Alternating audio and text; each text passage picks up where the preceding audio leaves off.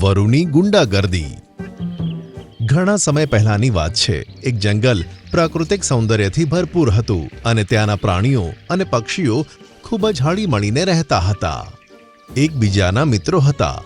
તે જંગલનો રાજા શેરખાન ખૂબ જ દયાળુ હતો અને જંગલના બધા પ્રાણીઓ તેને ખૂબ જ માન આપતા હતા। એક દિવસ શેરખાનનો નાનપણનો મિત્ર શેન્કી વરુ તેને બીજા જંગલેથી મળવા માટે આવ્યો। તે થોડા દિવસ તેની પાસે રહેવા માટે આવ્યો હતો। શેન્કી વરુ પાસે હંમેશા 2 કે 3 સાથીઓ ખૂબ જ ખૂંખાર હતા જે તેની પાસે રહેતા હતા।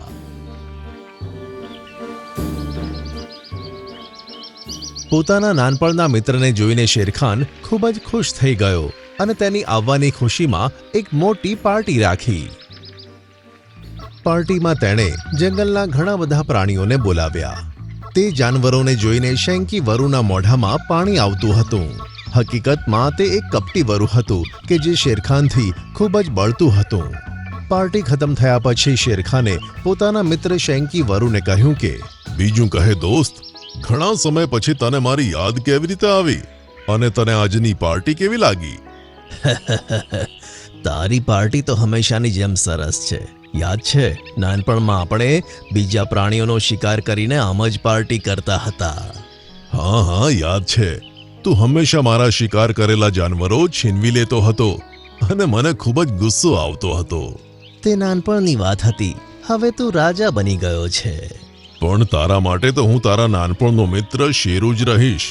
બતાય કેમ આવવાનું થયું?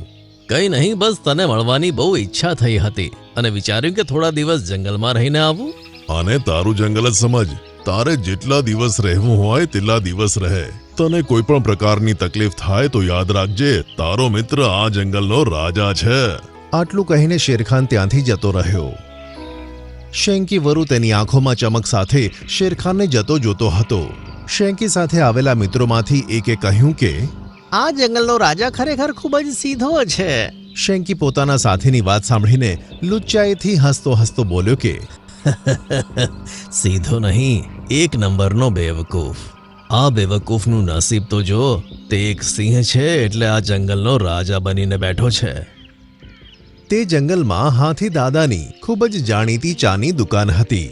તેની દુકાનમાં ઘણા બધા જાનવરો ચા પીવા માટે આવતા અને સાંજે ચાની દુકાને ઘણા બધા જાનવરોની મીટિંગ ચાલુ થતી। સાંજનો સમય હતો। હાથી દાદાની દુકાને હસી મજાકનો માહોલ ચાલતો હતો। અચાનક શેન્કી વરુ પોતાના સાથીઓ સાથે ત્યાં આવી ગયો અને તેણે અકળાઈને હાથી દાદાને કહ્યું કે એ સાંભળ, મારા અને મારા મિત્રો માટે સ્પેશિયલ ચા બનાય। શેન્કી વરુને આ રીતે બોલતા જોઈને હાથી દાદા તો ગુસ્સામાં આવી ગયા, પણ તેઓ જાણતા હતા કે આ શેરખાનના મિત્ર છે, તેથી તે પોતાનો ગુસ્સો ગળી ગયા અને તેમણે શેન્કી વરુ અને તેના મિત્રો માટે સરસ મજાની ચા બનાવી। ચા પીને શેન્કી વરુ અને તેના મિત્રો ત્યાંથી જતા જ હતા। ત્યાં જ હાથી દાદા બોલ્યા કે ચાના પૈસા તો આપી જાઓ। આ સાંભળીને શેન્કી વરુ તો ગુસ્સેથી લાલચોળ થઈ ગયું અને તેણે તેના સાથીઓને આદેશ આપ્યો।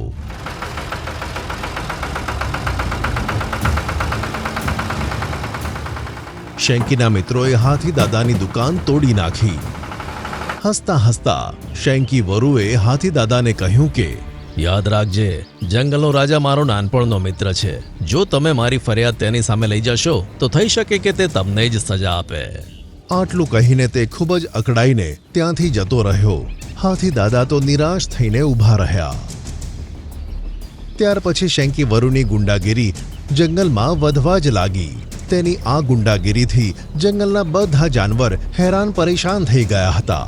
જ્યારે પણ કોઈ જાનવર શેન્કી વરુની ફરિયાદ લઈને શેરખાન પાસે પહોંચતો ત્યારે શેરખાન તેમની ઉપર ગુસ્સે થતા।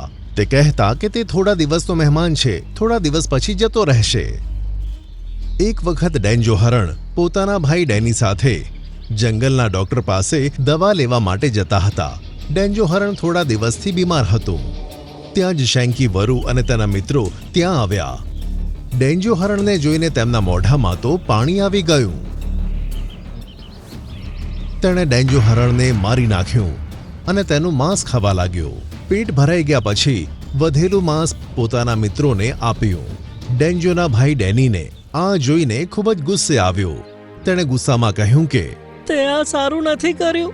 મારો ભાઈ ઘણા દિવસથી બીમાર હતો અને તેને મારી નાખ્યો.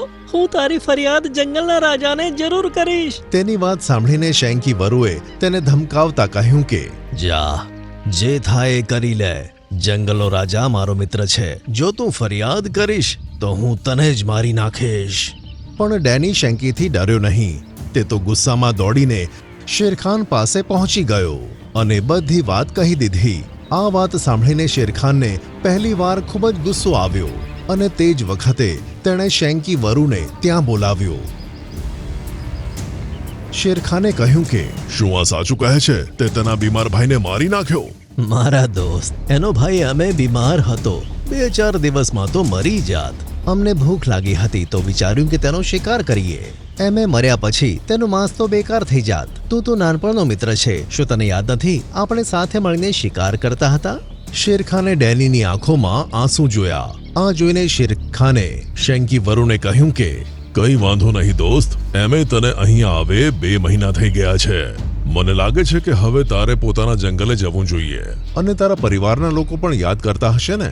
હું થોડા દિવસો માટે બહાર જવાનો છું અને હું ઈચ્છું છું કે તું તે પહેલા જતો રહે. એમ કહીને શેરખાન ત્યાંથી જતો રહ્યો. શેન્કી વરુનો મિત્ર શેન્કીને કહે છે કે તમે તો કહેતા હતા કે શેરખાન તમારા નાનપણનો મિત્ર છે. તેમણે મામૂલી હરણની સામે તમારું અપમાન કરીને જવા માટે કહ્યું. તમારે તો શરમથી ડૂબી મરવું જોઈએ. આ વાત સાંભળીને શેન્કી વરુ ગુસ્સેથી લાલચોળ થાય છે અને કહે છે તારું મોઢું બંધ કર. તને ખબર નથી હું અહીંયા કયા મકસદથી આવ્યો હતો અને હું મારું મકસદ પૂરું કર્યા વગર નહીં જાઉં. કયું મકસદ? હું શેરખાનને મારીને આ જંગલનો રાજા બનીશ અને પછી મારી જે મરજી હશે તે હું કરીશ. આ જંગલમાં મને કહેનાર કોઈ નહીં હોય. શું તું લડી શકીશ? યાદ રાખજે, શેરખાન છે. જો તે શેરખાન છે તો હું પણ વરુ છું. મારી વાત સાંભળ. રાત્રે શેરખાન જ્યારે સૂતો હોય ત્યારે તમે બંને જણા તેની ઉપર હુમલો કરજો. તે એકલો આપણો મુકાબલો નહીં કરી શકે. સવાર પડતા જંગલ આપણું અને નવા રાજાનું એલાન થશે. આટલું કહીને શેન્કી વરુ તો હસવા લાગ્યું. પણ તેને ખબર ન હતી કે દૂરથી ડેની હરણ તેની બધી વાત સાંભળી રહ્યું છે.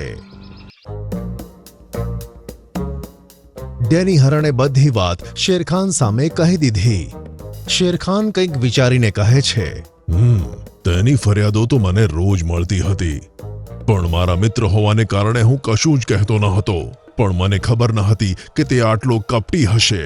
ચિંતા ના કર, જે હશે હું જોઈ લઈશ. આમ કહીને શેરખાન પોતાની ગુફામાં જતો રહ્યો અને સૂવાનું નાટક કરવા લાગ્યો. રાત્રે અચાનક શેન્કી વરુ પોતાના સાથીઓ સાથે તે ગુફામાં આવી ગયો અને સિંહને સૂતેલો જોઈ ખુશ થઈને પોતાના સાથીઓને કહેવા લાગ્યો કે આ સૂઈ રહ્યો છે, જાઓ તેની ઉપર હુમલો કરી દો. આમ કહેતા જ શેરખાન અચાનક ઊભા થયા અને તેની સામે આવ્યા અને ગુસ્સાથી જોઈને કહ્યું કે મને ખબર ન હતી મારા દોસ્ત કે તું આટલો કપટી નીકળીશ. મને આંખો પર વિશ્વાસ નથી બેસતો. તો તને ખબર પડી ગઈ મારા દોસ્ત કે તારો અંત નજીક જ છે. જંગલો રાજા હું જ બનીશ. શેન્કી વરુનો ઈશારો મળતા જ શેન્કી વરુના સાથીઓ શેરખાન ઉપર તૂટી પડ્યા. પણ શેરખાન પણ તેમના કરતા ખૂબ જ શક્તિશાળી હોવાથી શેરખાને તેના બધા સાથીઓને મારી નાખ્યા.